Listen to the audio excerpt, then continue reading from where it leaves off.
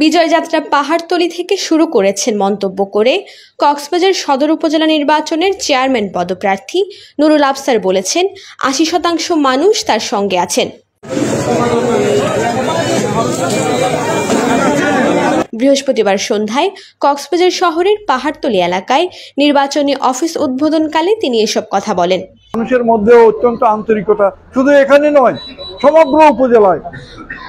আপনারা খোঁজ নিয়ে দেখুন, আপনার পিএমখালী, ঝিলংজা, কুরুস্কুল, চৌলদন্ডি সব জায়গায় এমনি কিছু টাউট বাটপাট্ট সমাজে থাকবে, কিন্তু সাধারণ মানুষ যারা, নিরীহ পবিত্র মানুষ যারা, তাদের মধ্যে ইনশাল্লাহ 80% জন আমাদের পক্ষে রয়েছে। সমগ্র আপনারা হতাশ হবেন না।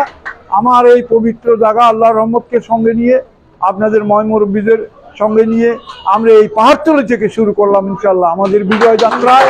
এই সময় স্থানীয় কাউন্সিলর সহ পাহাড়তলীবাসী সদর উপজেলা পরিষদ নির্বাচনে একতাবদ্ধভাবে কাজ করার অঙ্গীকার ব্যক্ত করেন। এই নির্বাচনে অনেকে টাকা ছিটাছিটি করবে, কারণ কি জন্য? ওনারা ওইখান থেকে যদি 1 কোটি টাকা খরচ করে 100 কোটি টাকা ওইখান থেকে তারা ইনকাম করে নেবে। ওনার মতো মানুষ উনি টাকা দিয়ে আপনাদের মন কিনতে পারবে না। আমি আজকে একটা কথা বলি, না একটা কথা বলছি, ইয়ং জেনারেশনরা ওনাকে চিনে না।